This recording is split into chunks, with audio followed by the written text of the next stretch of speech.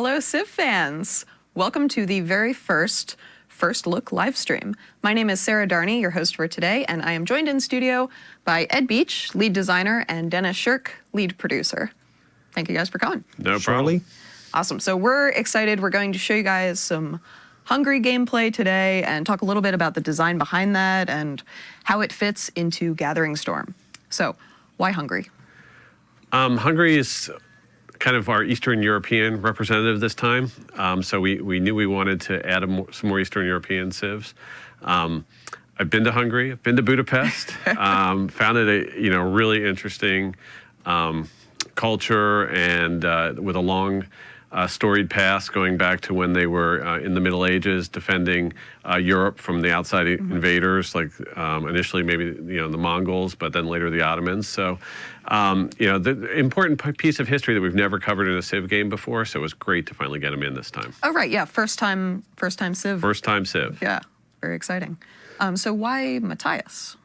Matthias is recognized as one of their 2 or 3 strongest kings that they had. He's a super well-rounded figure historically, sort of the Renaissance man. Not only was he able to push Hungary's geographic extent to its largest, but he was also quite well-read and had a huge library. His library is very famous.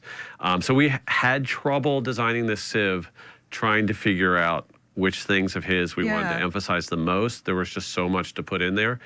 So once we realized that, we were like, okay, this guy's a great pick.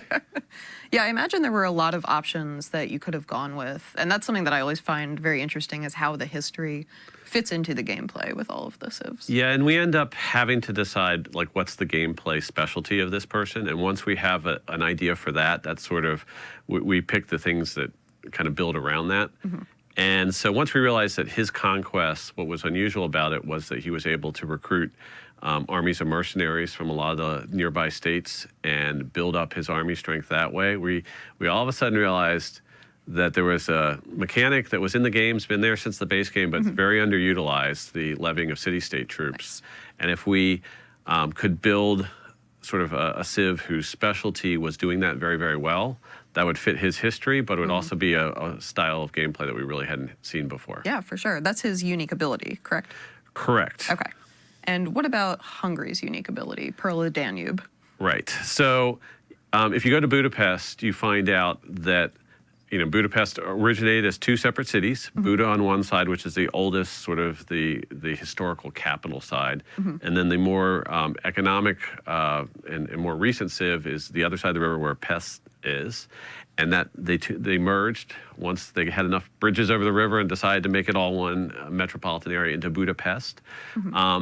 And so we thought that was very interesting. There are several key rivers that flow through Hungary, and all their major cities are along those rivers. And so we decided that we wanted to give you a bonus for building your city so it straddled a river.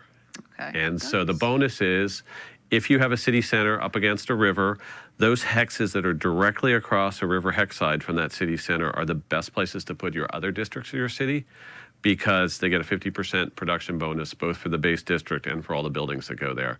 So, some of the late game buildings, research labs and things like that can get really expensive. And so if all the buildings, including those late game ones, are getting that bonus, it's a really quick way to get your empire going. Great. I think that this actually is something we can just jump right into. We've got 2 saves that we want to go through today. And we have our lovely driver, Carl, taking us through these. In our first save, we just want to give you guys a little bit of context as to what's going on in this game. So we're at that point in the project where you guys get to just kind of play the game and see how it's balanced and how it plays. So this is one of your saves, right, Ed? It is. It's not my finest moment, though. Okay. It's a game I struggled in, and I decided that the struggles told an interesting story. Yeah. So we're going to go through that story, but it's definitely not one where I'm just rolling over and the world is bending the knee. I'm having some trouble here. So let's go ahead and look at the start position I had, where Buda is. And the interesting thing about Hungary is that it's a start bias both for being near rivers, obviously, and then also for geothermal fissures. Okay. Which feeds into their thermal bath unique building that we'll talk about a little bit more in a second. So if we look at this, our city is actually right at a continental divide. You can see there are two thermal fissures to the east of it, and a volcano, which thankfully is dormant at the moment. For now. Yeah, and there are other dormant volcanoes nearby that look nice and peaceful as well. There's one on the south side of this lake. So I settled there, and it's great that there's a river because I knew that I could build a couple districts on the other side of it. It's not the best river. The best rivers for Hungary are those really bendy, snaky rivers where you can put the city center right in the big sweeping bend of the river, and then all of a sudden there are 3, maybe even 4 spots across from it where you can build. Now, we actually did a little bit with the map gen this time to kind of... Right, Okay. and then that was, Carl and his QA team came back to us and said, we love Hungary, they're really fun to play, but they'd be a lot more fun if the rivers weren't so straight in this game. And so we actually went and, just tweaking up a little bit how snaky our rivers are made a big difference in how how much fun it was to play as Hungary. So there's this Hungary. Pretty much anybody just made the map a lot more interesting to play on. Yeah, so if you look over to the southeast of Buda, right where Carl's going there, we've got a nice big snaky river, and it just makes the maps look more interesting. And now we've all got volcanoes and river floodplains. It's just I think the maps now in Gathering Storm are just a lot more fun to play with. Now this is a fractal map. Okay. And the reason that we chose fractal map is besides showing Hungary today, we have our new canal district that we want to show off as well. So the fractal map is always great because it has snaky landforms and lots of lakes and bays and estuaries and stuff like that. So it's a great place for canals. Perfect. So that's why I chose that. I chose civs in this game that were sort of from that Eastern European area. So Poland, I made sure was in the game. And actually, Poland and Hungary historically have been mostly, very good allies over the years. So I thought, that'll be a good one to put in there. Did it work out that well? Will be nice to Matthias, and they'll have a fun relationship and be friendly all game. But it didn't work out that way at all. So what I noticed right away is I don't have many rivers nearby me. There's some city-states to the east that are along rivers that were already in place when I started exploring the map. So I needed another river to build up my Hungarian empire. So I found that there's a river to the west over near where the current Polish city of Warsaw is located. And I rushed a settler to that river as fast as I could. That was sort of my main thing I was doing in like the first 30 turns. But sadly, I didn't make it there in time. Yeah, I see that. So Jadwiga put down Warsaw, was one of her second or third cities. And I didn't get the chance to put down, a nice river city that I could get those bonuses. So I had to settle for a different city site further up that isthmus. And lo and behold, Jadwiga got mad at me for settling near her. And she declared a surprise war on me. Oh, good. So I actually lost that city and had to retake it. And then once I retake it, I made peace with her. So we've been going at it. Jadwiga is on my list. Okay. And I'm finally getting some retribution here because it looks like the city that she settled in between these two lakes is finally going to be mine. So we're going to have Carl go ahead and finish that city off. We have enough people there that it should fall this turn. And I actually already brought a settler with me. Okay. Because sort of my dream for this Hungarian empire is that for the first time in world history, Hungary is going to rule the seas. Oh, Hungary's a pretty landlocked nation, so naval power hasn't really been their thing. But I thought it'd be fun to sort of have that little Civ alt history feel and have a great Hungarian navy. So, do any of their bonuses really play into that, or are you that challenging yourself? That was just challenging myself, just having some fun with the game. So I wanted to be able to sail from my capital out to the seas. So because of these lakes and because of our new canal feature, that's entirely possible. Okay. Now he just raised that city. That's good. That's what I wanted to do. Because if he had taken it, it would have been 2 tiles from that city to the lake that's up near our capital. Now, that was your city before, right? No. That was one of hers entirely? She keeps...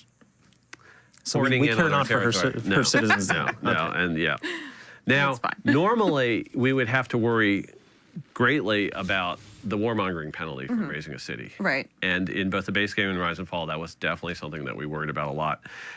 We've told everyone that there's a new system called the grievance system that replaces the warmongering system. And so what we're going to do now is we're going to open up our diplomacy screen that shows us our relationship with Jadwiga. And we'll see on the right-hand end of that, there's a brand new tab, which is the Grievances Log. Okay. And we can kind of see throughout the game what's happened in the history between us in terms of how we've angered each other and sort of what the world makes of all that. This is a currency for revenge. Okay. So it's not like before where you're just a warmonger or you're not. We're actually going to be tracking now all the offenses that you've made against others or that they've made against you. And depending how offensive those things were, that gives you more leeway in the eyes of the world and everybody watching to do what you need to do to regain your honor. So what we can see here is on turn 35 to 39, we had that first war. Yep. And she declared a surprise war, so she got the maximum penalty of 150 grievances. Then she took my city, and I was very sad. And so that gave her 25 more grievances. I was able to take it back, so we didn't have to like renegotiate cities in the peace deal. So there were 175 grievances on her, and definitely she was the one that was being looked at as a warmonger by the rest of the world. Right. But what happens is early in the game, this is ancient era stuff. Before there was no warmongering penalty in the ancient era. Now all the penalties still apply no matter what era it is.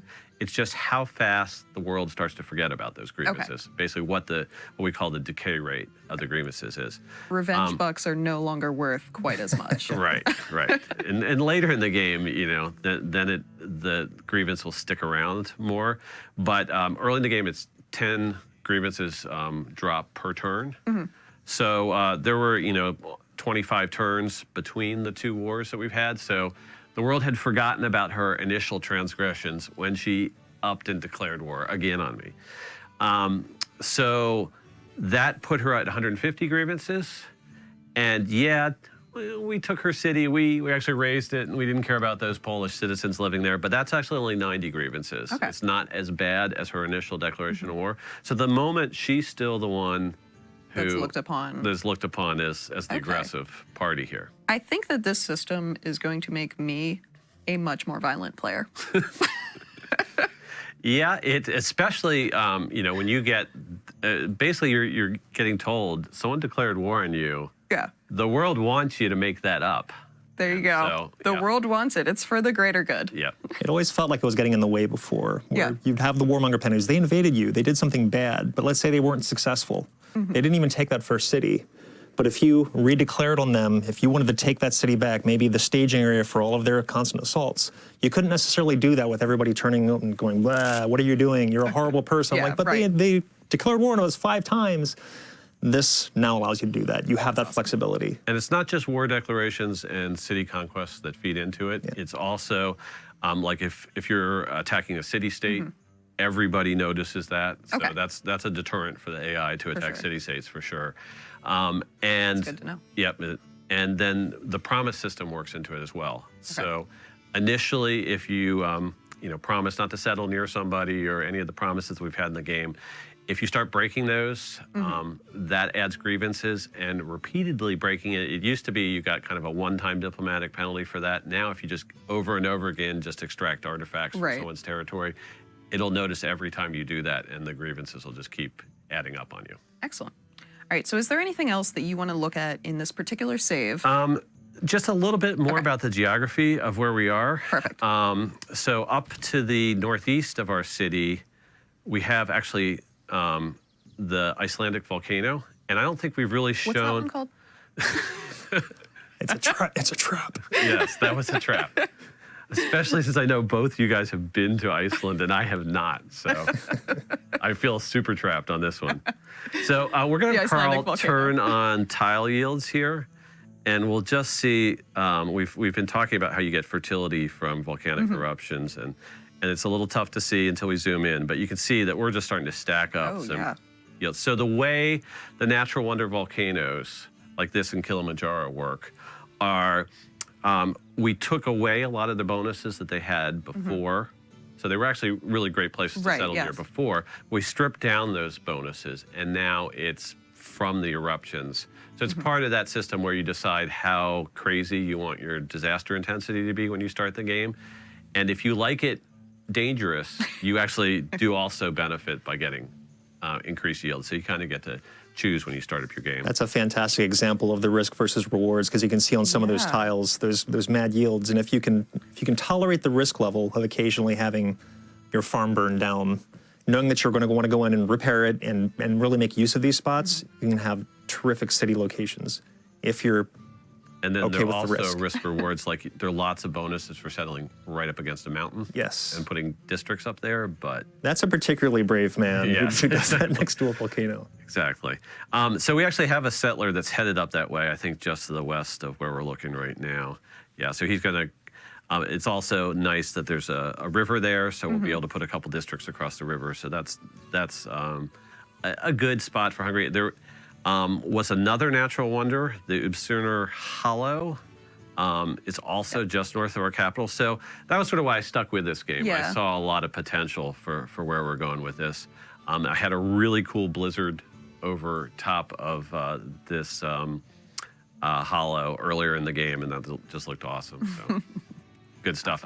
So the one last thing we need to do is we need to talk about our long-term plan for naval domination. Okay. So I've been saying we can get from our capital out to the sea. Let's talk about that a little bit. So Buda is just 2 tiles away from that lake. So we can certainly build a harbor in that lake and start getting naval forces created in our capital.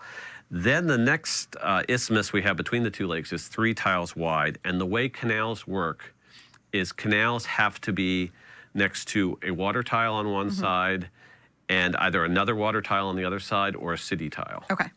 It has to be on flat land.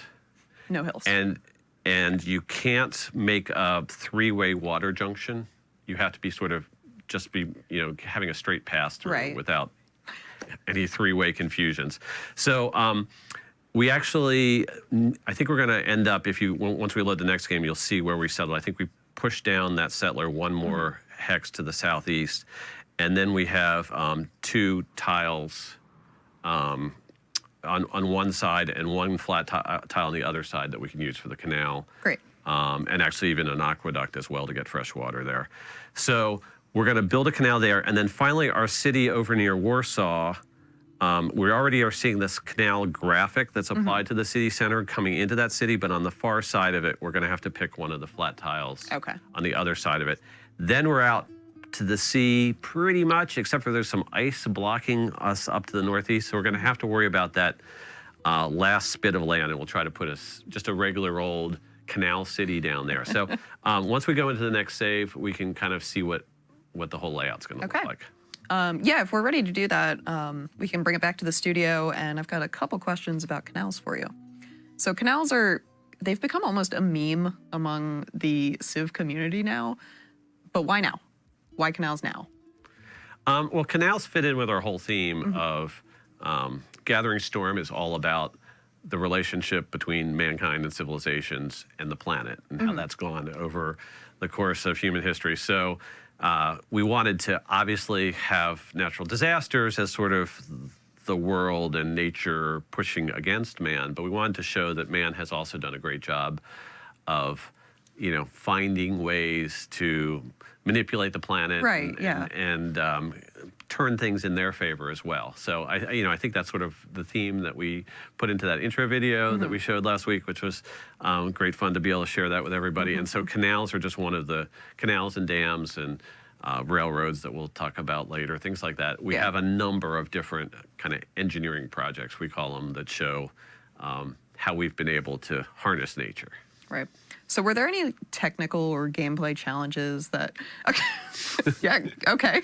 Everyone you can imagine. Everyone. Yes. When people actually play the game, they're going to go, oh, this works so well, and it's so smooth, and the canals connect all properly.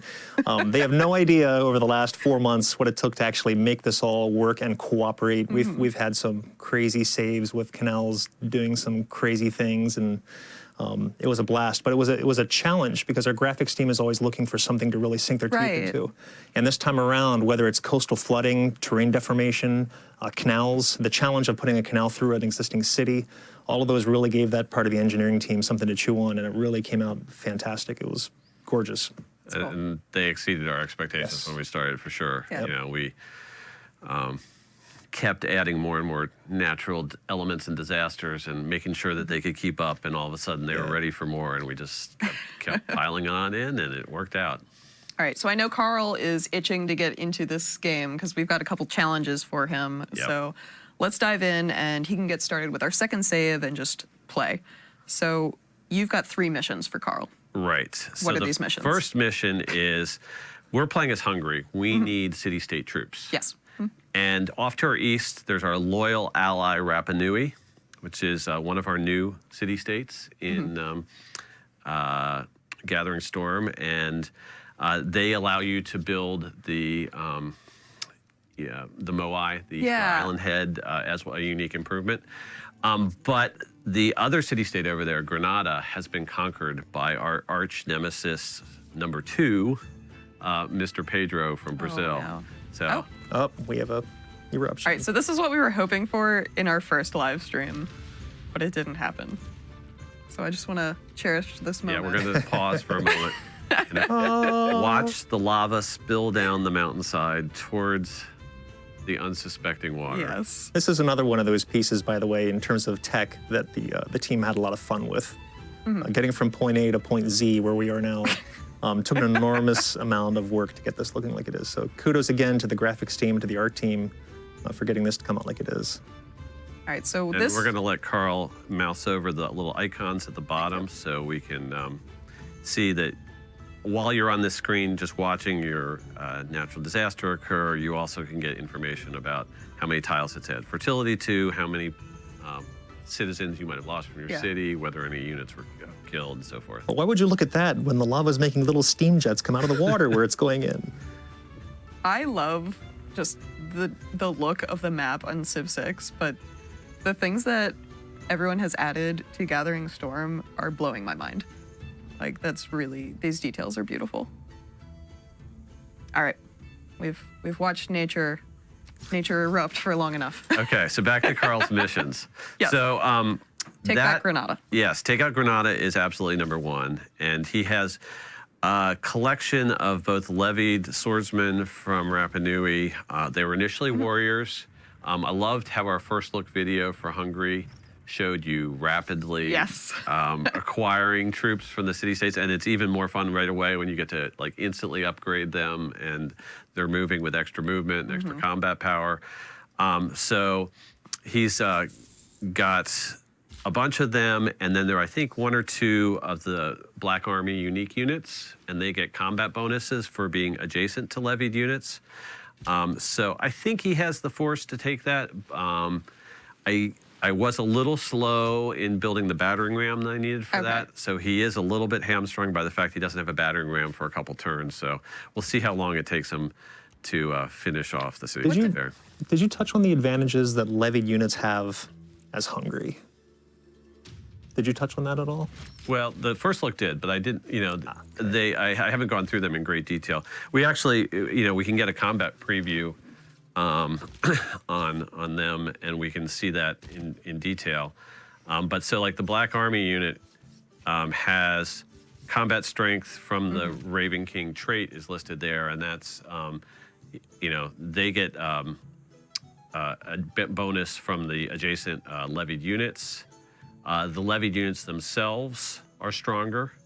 And they move faster too, right? 2 extra movement is huge. That's quite a bit of extra power, and so you can get those guys right from their home turf of Rapa Nui up to start the siege, like right in a turn. So the other missions Carl has are to go ahead and take once he's finished off Granada, we want to take that army and march it back to the west, because we're going to go after Jadwiga. We have old scores to settle with her. Still got some grievances saved up? Yes. Okay, yes. good. Whether we do or not, we have our own It's internal personal now. grievances saved up, yes. So we want to go ahead and get that path to the sea worked out. So we want to build, I think we're going to have to build 3 canals to get there.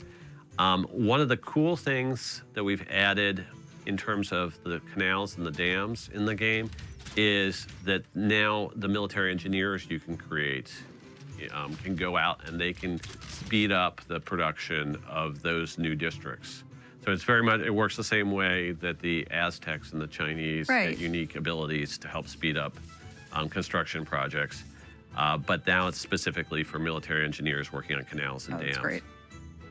And so we have an encampment in the city that we created after we raised that Polish city, and so we can build some military engineers there.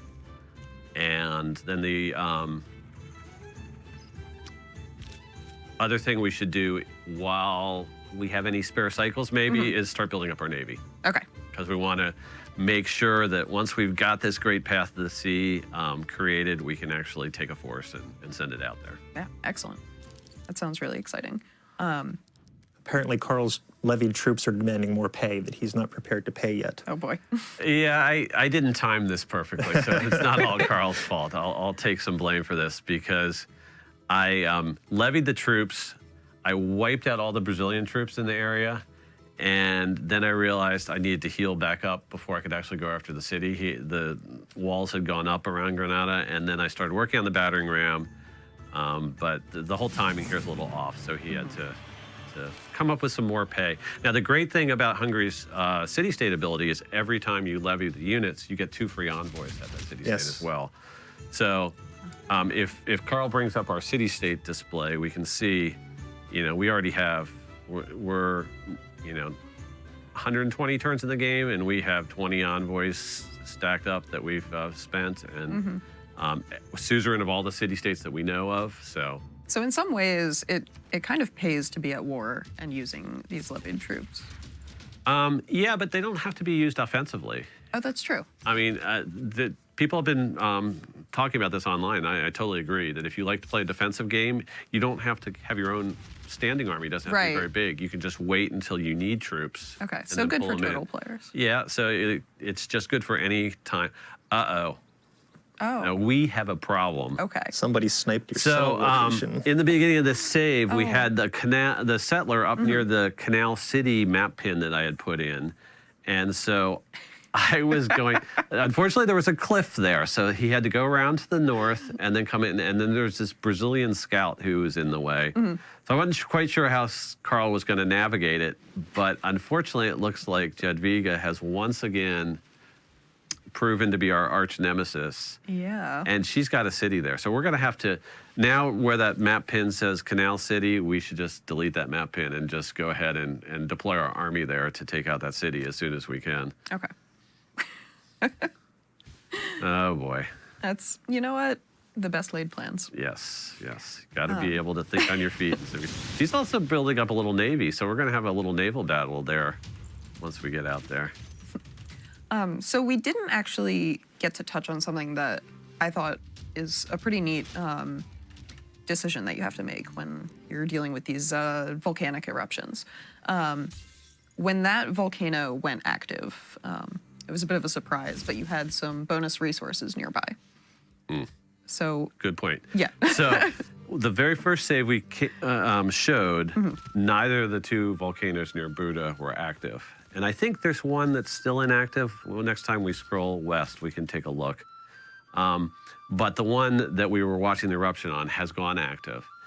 And one thing to note is as soon as a volcano erupts for the first time, all the 6 tiles around it, assuming they're not mountain, are going to be affected by that eruption. And what's going to happen is any features or bonus resources that are there are going to get wiped out. Okay.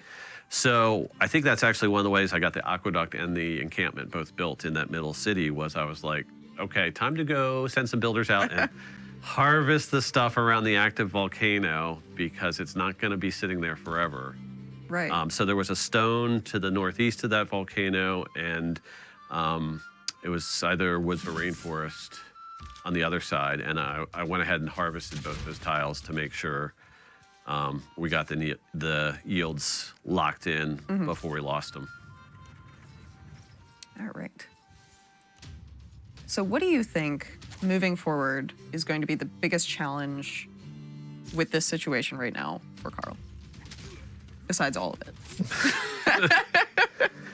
It's a tricky timing proposition for sure, because one thing we haven't told everyone is where canals fall in the tech tree. So they fall on steam power. So he's actually got to get all the way up to an industrial era tech to unlock it. And we said, we've got some time for the live stream, but not forever. You need to play fast and get there. So we're definitely challenging him in that regard.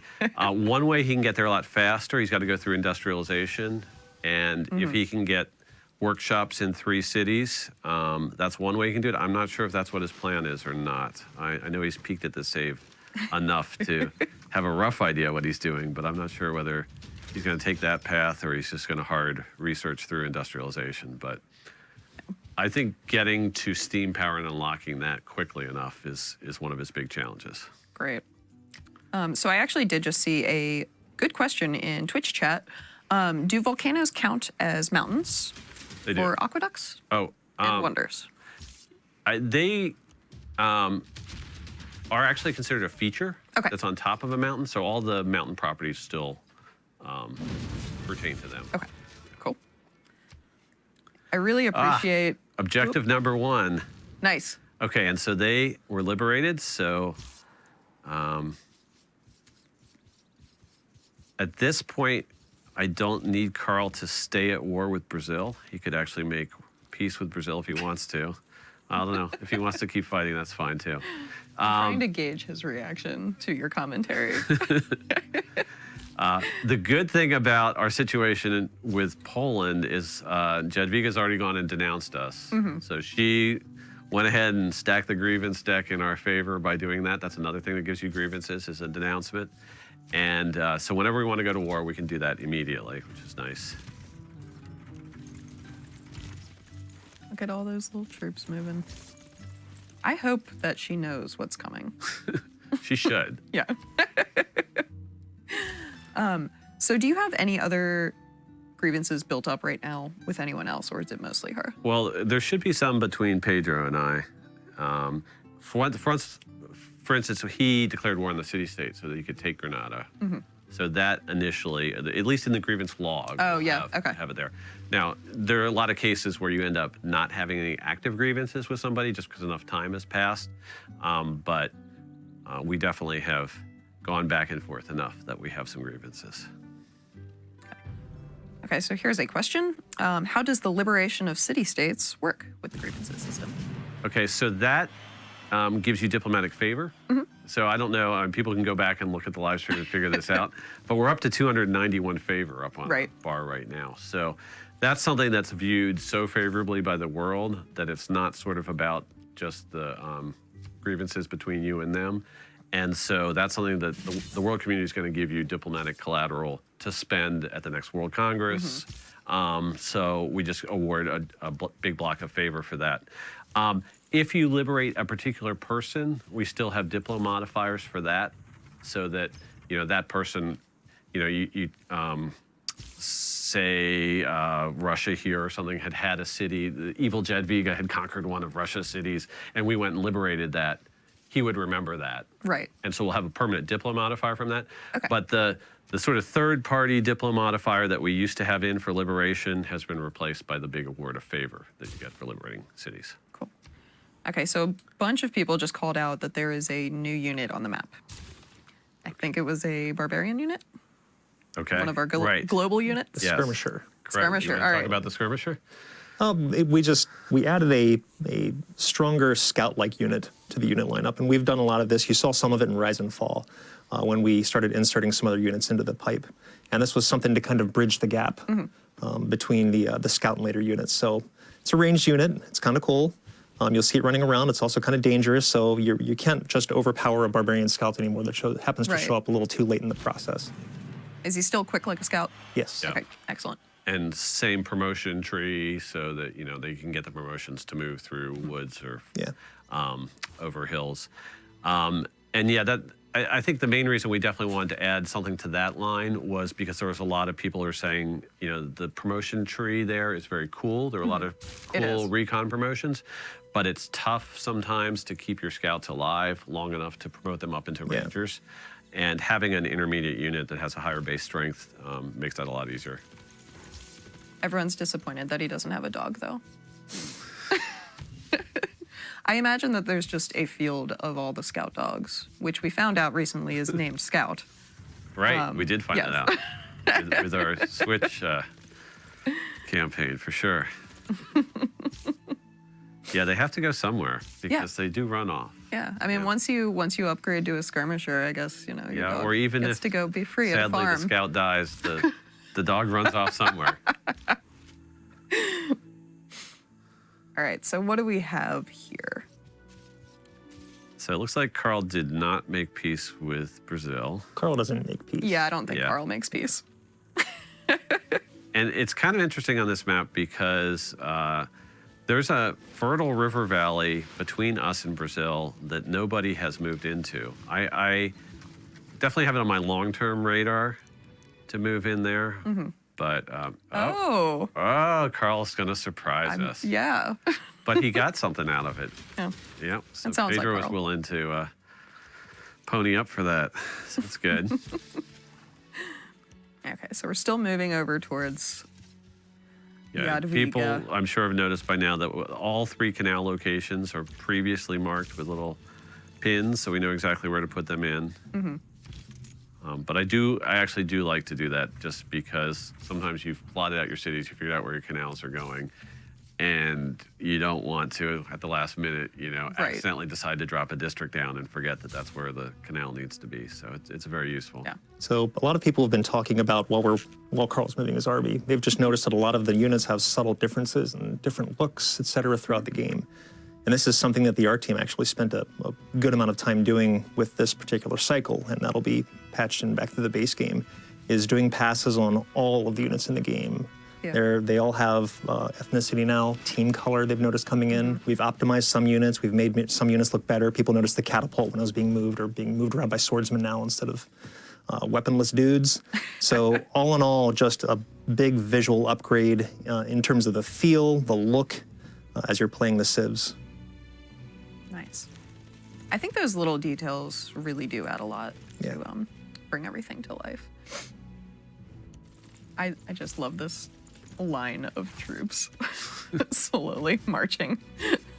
Why don't we have Carl mouse over one of the levy units, see how many more turns we have of them. Although I guess we're doing fine in terms of income. We could re-levy them anytime we need to. That's true. Okay, so I do have more questions about canals. I know we haven't quite gotten there yet. Yep.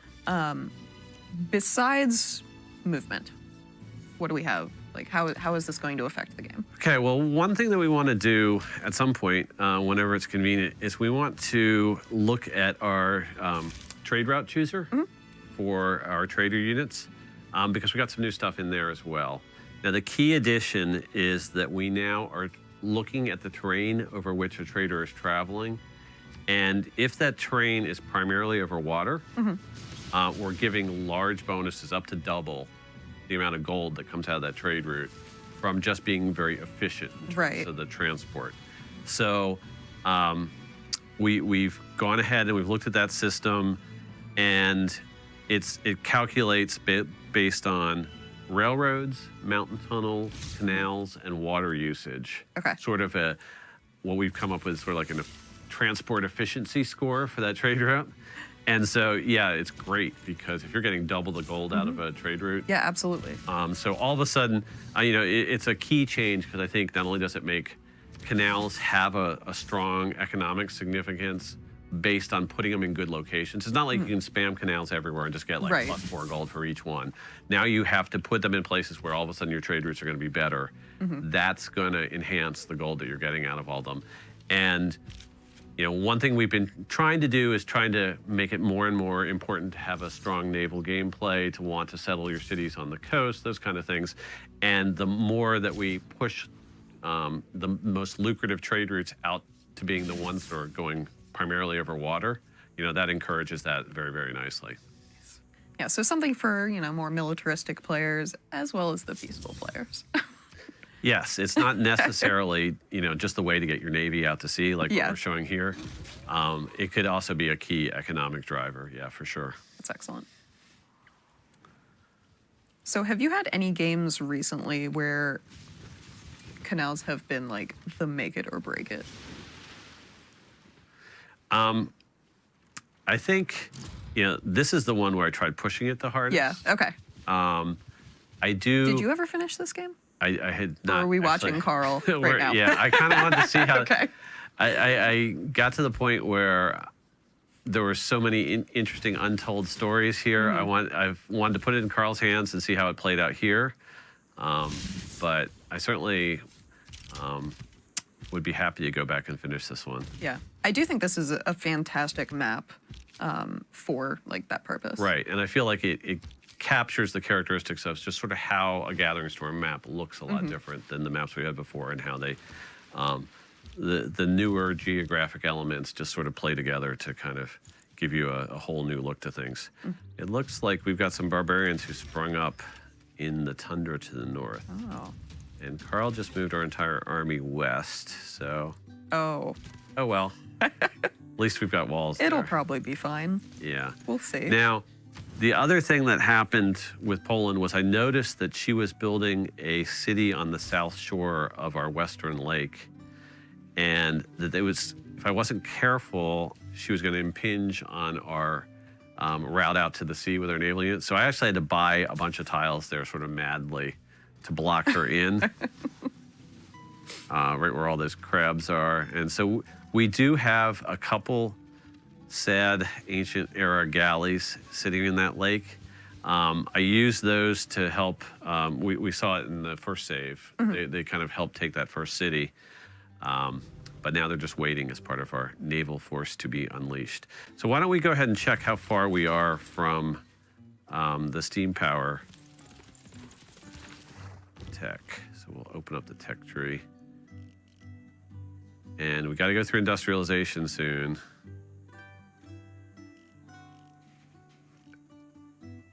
Okay, so we have about 4 or 5 techs still. No pressure, Carl. No pressure, Carl. Are canals a specialty district? Are they more like neighborhoods?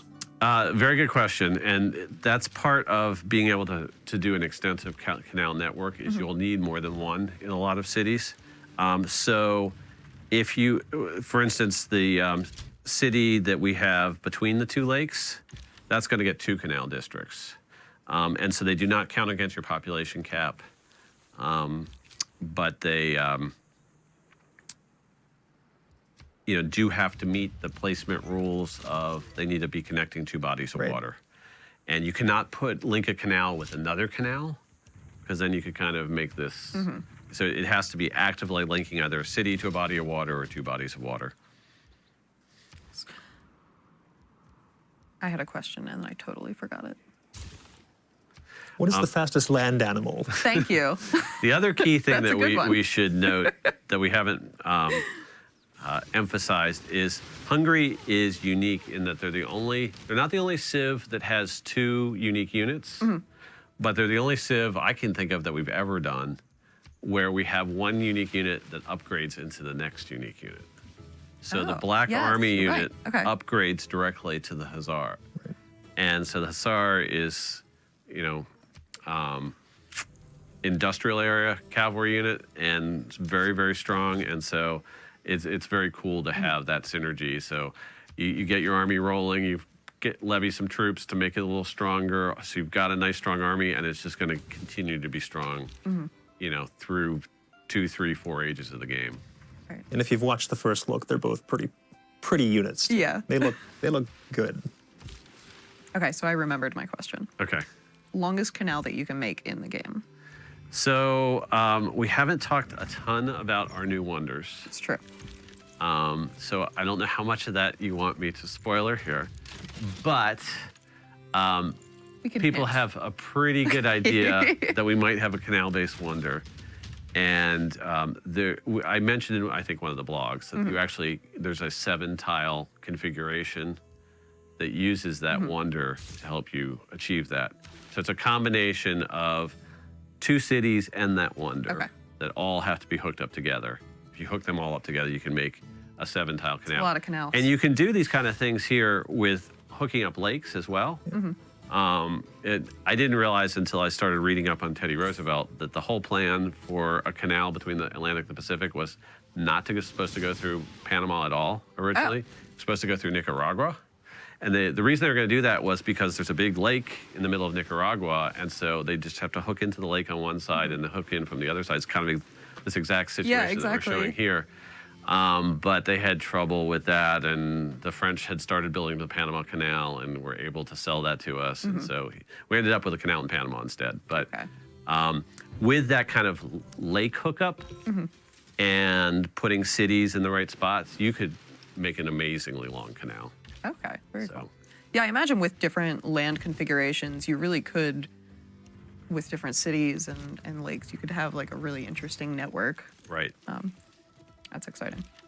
I could actually see Modder's Wine just to create new map scripts that just are like, you know, a Canal Mania type of map. Where it's just a map that is just extremely fun to hook paths across it using canals. That'd be great.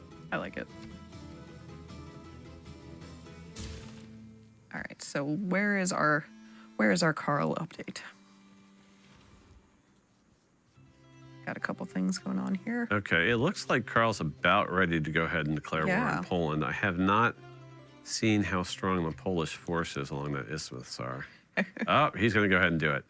All right. So we'll declare the surprise war. Jadwiga, yep. She's displeased. She's displeased. She's calling us the serpent in the grass? I don't think so. No. She has been a snake this whole game. Yep. So the grievances had all gone away, so now the grievance docket is all on our side. It's 150 grievances against us. But that's okay. That's okay. The only other person near us isn't even that near us because Pedro hasn't settled the river valley in between us. So we can deal with Poland first and sort out the repercussions later.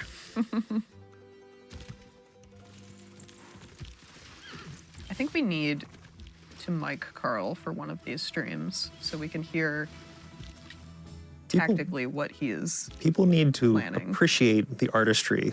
When you watch Carl go to war, anybody who's played in a multiplayer game with Carl, which back in QA, he's got this entire staff. And every time they're testing multiplayer, he just toys with them. Yeah. They live because he lets them live.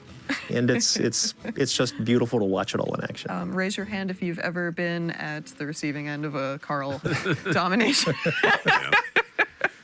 He is going to have a little bit of trouble with that city because he's not going to be able to get it under siege. He doesn't have any navy out on the other side of it. So that's why he's smart to bring up the battering ram, because otherwise the city would be healing every turn and he would not have enough power to take it out. He has upgraded to musketmen though, so I think he should be in pretty good shape overall. Yeah, I'm feeling good about this. I'm not necessarily feeling like he is going to manage to get these canals in time. But we might be able to see at least a little bit of our, well, we didn't really have our grievances, but we'll get to see some good revenge. Yes.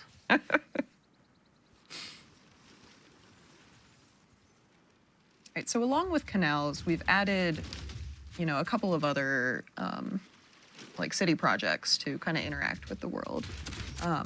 We talked a little bit about these in the first stream, but I know we've got some people that are new and in this stream, and it's just an opportunity to kind of share a little bit more about them. I find the dams particularly interesting. Can you just give us like a little bit more information about how they work? There is a dam that I can see that Poland has built just south of Krakow along the river there. Oh. Okay, so now, I mean, we're not saying that because we have a new grievance system that, you're free to just conquer anyone in the world in the new grievance systems. Yeah, it's not quite that open. So Obviously, we did rack up 150 grievances by doing the surprise war. I don't even know why Carl did a surprise war. I think we could have done a formal war. She'd already denounced us. So He's yeah, nodding. yeah, he's nodding that hit him bad on that one. So we actually picked up more grievances that we should have there, and so Trajan and Peter and Pedro are all going to notice that, and it could affect our relationship for a while. Now there is a cap to how much of a negative diplomatic penalty you can get from what we're calling third-party grievances, which is that type of situation. So because of that, it won't get too out of hand, but it's enough that you can get denounced, just like we just saw there. Is there a cap to grievances overall? Not a cap to grievances. There's Okay. a cap to how they turn into diplomatic modifier penalties. All right. Because now there's that one extra level of indirection. That's great. Okay. So yeah, we did see that Poland had a dam over by Krakow. Right. So can you just talk a little bit more about how they work and what they're bringing to the game now? First of all, they come a lot earlier than canals. So they're late in the classic As we see. era. Yes. So we're struggling to get to our canals, but the dams you don't have to worry about being as far in the game. So the first thing you want to do is you give up a tile along that river valley to put in that district. So you have to decide, is it worth me giving up, a tile that could have really good farm yields? But you're getting housing from it because it makes that reservoir of fresh water. And then it also is protecting you from damage along that river valley because the flooding is controlled. You still get the benefits from the flooding. So yeah, that's you do get some of the benefits, but that is actually something we're tuning right now. Is we're trying to look at exactly what we feel like is fair. I don't think you should get as much fertility if the dam's controlling it. So kind of figuring out what the right balance point there, because we want it to be not a no-brainer to automatically put a dam in. We want you to have to think about it. Well, okay, I'm harming the environment there a little bit, but my citizens need that protection, so I'm going to go ahead and put it in this case, or maybe I'll wait a little bit longer. Right. And haven't built a lot of things along this river valley yet, so I don't need the protection. I'll wait for the floods to come in and fertilize it a little bit more, and then I'll start settling there. There's this new layer of choice and like waiting for things that I'm really digging with this expansion. All right, so has Carl started any military engineers? I don't know if he's had the chance he has to. not. I don't think he has. That's going to set back our canal building a little bit as well. Yeah. Although I don't know that he's had the opportunity. he's been in full-on warmongering mode here, I think, instead. Oh. What's happening to our settler? Well, The settler escort's dying. it looks fine. I don't have any concerns. Well, I have all of my faith in Carl and his ability. it looks like he's gotten the walls. Is that Gdansk? That's One of on them's the pretty peninsula? low. Yeah, so He's looks about like ready we'll to take that. Yeah. Now, over there, I can't quite catch where it is in the map right now. But is that a spot that we could get a useful canal in if we get there in time? In which area? Over here? Yes. By Astrakhan? Yeah.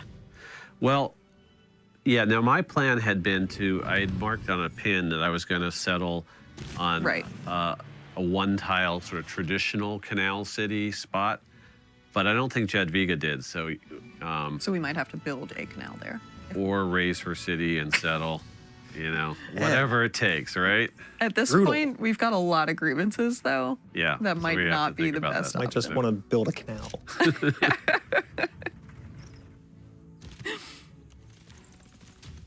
I'm determined to get this Navy out.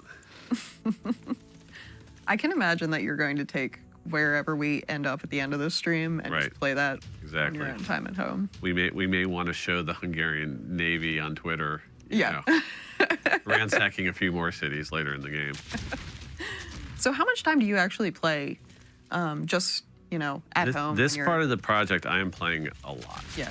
I am playing, I think, more than I'm doing anything else. Yeah. Just because finally everything is there and the game is getting very clean in terms of you know, bugs have been squashed. Yeah. And we're in a good place. So I've certainly tried all the new civs multiple times now because I've wanted to, you know, get games in with all them. And so it's cool. It's fun.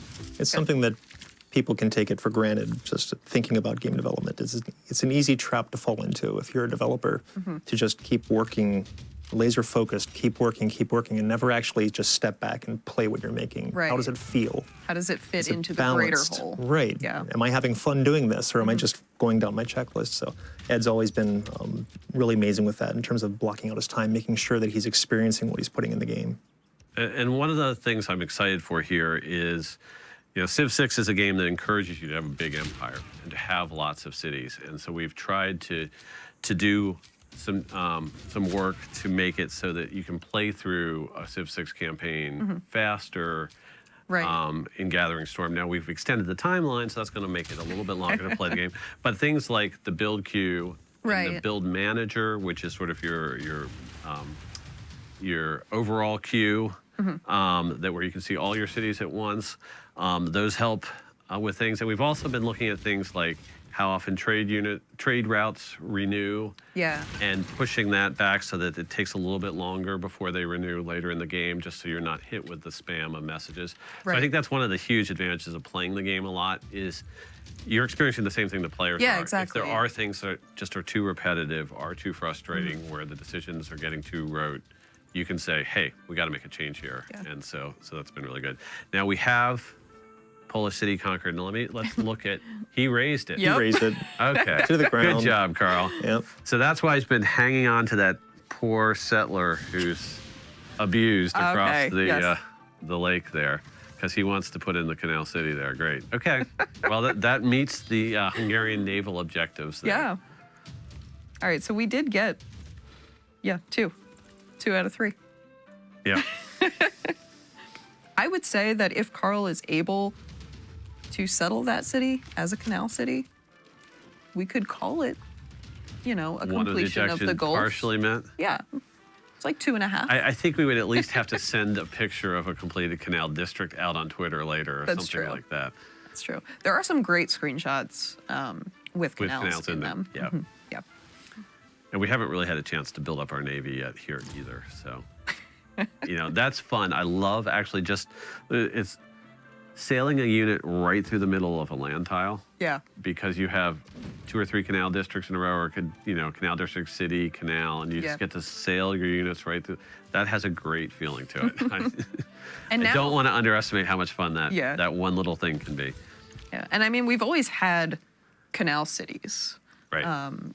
But now, like, being able to see, you know, that canal in the city, going through there, and like your ships sailing right through the middle. It's always been a strange visual before. Yeah. This actually ties it all together nicely. Yeah. Yeah, it looks really, really cool. All right, Carl, you've got this. I have faith in you. We do have about 10 minutes left, so you know we'll see what he can get done. Yeah. And I don't think he needs to stay at war anymore, although he wants to take another city here, I think. Yeah. Let's pop up in the grievances just to see where we're at. A +1. You gave him a task, but he's going to try to go in spades. Yeah, we're up to 215. Okay, and notice the little +0 above that. People might be wondering what that is. That is the decay per turn. It's usually a negative number. It says +0 now because while we're at war, grievance decay is suspended. Oh, okay. And it's only when we go to peace that those numbers are going to start dropping. So we're locked in at 215 at the moment. Yeah. And at least. Could, yes. Depending what Carl does with this the next other city. Exactly. It could be interesting, I think, for future live streams, just to get different people at the studio as like the driver and just see the way that they are all playing the game. And you know, everyone has a different play style. Like I'm a little more peaceful. I turtle, you know, culture victory or religion. Carl is guns blazing. We could have all the developers down or the designers in the window at the bottom poking fun and at all the decisions that the random people were making as they were playing. We can just heckle them. It'll be right. It'll be great. But that is one of my favorite things about Civ, and just seeing the franchise expand and all these new gameplay features being added is that, you know, these are just new ways to play. These are new ways for different people with different play styles to kind of get engaged and try new things. That's what I like. Yeah, there are an awful lot of avenues through the game, and you can explore a Civ world however you feel like. Whether you want to be the conqueror, that's great, but if you want to go for the cultural victory and now a diplomatic victory, you know, that just gives you a lot of different options on how to proceed. There are the peaceful diplomatic paths. We've got Gandhi on screen now, so it's the right time to mention those. But you know, it's not always that you have to be the warmonger. Mm-hmm. Somebody had a question about sabotaging dams. Can you say anything else about that? Yes. So one area where, you know, like we do with all of our expansions, we try to look at all of our systems and see which ones need some more attention or some additional content. And we did find that the espionage game could get tweaked up a little bit further here. So the Sabotage Dam mission has been added. I think we call it Breach Dam, or because we already had a Sabotage mission in there. So that's something that becomes available, and when you are choosing which city to send your spy to, there's a little icon if there's a dam there, so you know that, okay, that's a potential target. And you know, that's a lot of fun as well, because when that happens, the dam gets pillaged, the river gets unleashed on the river valley there, and all the floodplains, you know, are going to have chances to take damage. So that's an interesting new espionage mission. The other things we've done with the espionage is we felt like we were missing some promotions on the kind of defensive counter spy part of the game. And so we added some new promotions there to kind of help make your counter spies stronger. And then this is a very subtle change, but we mentioned last time that we had rebalanced a lot of the governors. Yeah. And Amani, I believe, is the governor that got a new promotion. She's always been allowed to go into city-states. And one of the things that we added for Rise and Fall in city-states was the ability to knock out the enemy envoys from the city-state. Well, now, if you send her into a city-state that you want to be particularly protective of, she reduces the spy effectiveness level of all those enemy spies in that city. So basically, you can kind of lock them out from, I think it's the Fabricate Scandal mission that knocks out all your envoys. So you can kind of protect your envoys in your city-state with one of our new governor abilities now. So you add all those together, and so there are definitely some new espionage tricks that players can pull. Yeah, as we continue these live streams and different situations come up, we can, you know, kind of bring out more of this new content, because I know there is quite a bit of it. We've tucked it in a lot of little places, and so even remembering where it all is becomes challenging. And so there's some that we'll show front and center in the live streams, and then there's others that, you know, people should keep being observant and going through the live streams carefully, because they'll notice new stuff if they're looking for it. He still hasn't gotten that settler over there. No, the Polish Navy is giving him some trouble at the moment. I have noticed that. So I was gonna. All he'd have to do is declare peace, and he'd have a wide open road. But I know. This is Carl. Yeah, it's Carl. He will not let it go. It would have gotten us to the canals faster, yet. I think. No. Yeah. Oh, okay. The war declaration was too recent. Okay. Yeah. I saw him looking in there. He was like, "Okay, I'm ready for peace now." Yeah. Oh. So we'll see. He's still got a few minutes left that he could potentially still make that one goal that we had for him. How many industrial zones do we have, though? I don't think he's going to get this tech boost. So that's going to got one, two. Got two built. Someone just asked, how often will we be doing these live streams? So we are planning to do a live stream most weeks, moving forward up until launch. And I know we can't really say anything about the next one, except I'm really looking forward to the next one. I am too. And the cool thing is there, I think we're going to be able to bring in some even more audience participation. Yes. So Yeah. going to leave it at that. Yeah. But that's an exciting. No, I think that one will be a lot of fun. Yeah. We'll see if we can get Carl back in here for that one. Give him some good heckling. This is my favorite part of, you know, the development cycle, though, is like being able to kind of just share, you know, these inside stories and your strategies as you implemented all these new features, and they can hear it from us. And I love the reaction. The community, you know, has also. I mean, we've had the pattern over the last couple of years that we, you know, are rolling out first looks and talking about the civs and discussing, you know, how this makes for new strategies and new things you can try in the game. And so the community's been really, you know, embracing being back in that cycle again. Yeah. So it's great to see. Yeah. Their excitement keeps us excited. Also, I think he just got denounced again. By Gandhi. Well, that's because he's being a warmonger. No. You know. Carl feels particularly ashamed now at what he's doing. He's done a really good job of demonstrating the grievance system, though. Yes, that's we true. didn't talk about that ahead of time, but we knew that was going to be front and center here, and we have really given it a nice little workout here. What unit is that? I can't. Oh, it's a. Okay.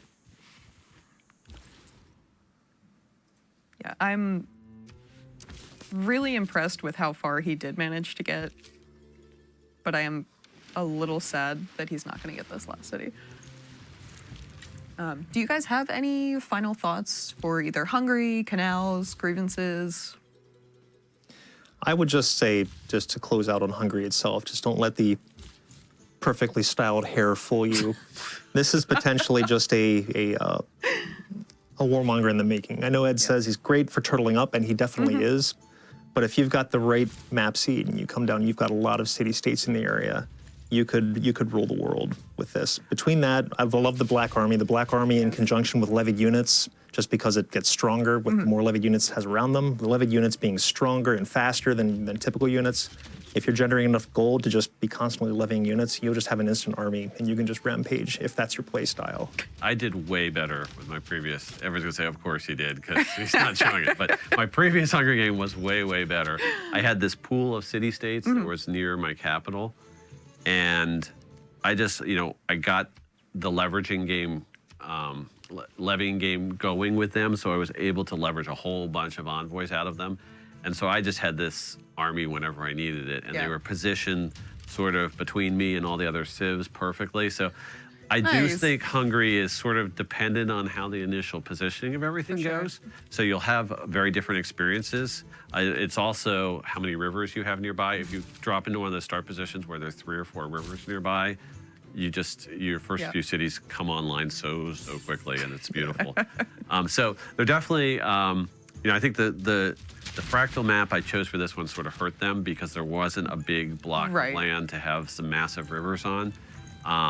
So Hungary and Canals and Naval game, yeah, that's kind of a strange combination, but I thought it was a fun one for us to try for here. Yeah, it definitely had an interesting story to it, and you know what you were trying to do was unique. Exactly. But yeah, I think we're just about out of time. Unfortunately, Carl did not make all of his goals today, but he gave it a very good effort. In fairness to Carl, if he didn't have all the animations on, he totally would have gotten there. That's true. That's I'm true. almost positive that's why.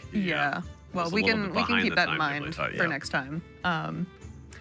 Awesome. So thank you guys so much for, you know, just coming in and taking the time out of your day to share some things with everyone. And thank you to all of our fans out there for watching, and we will see you guys soon.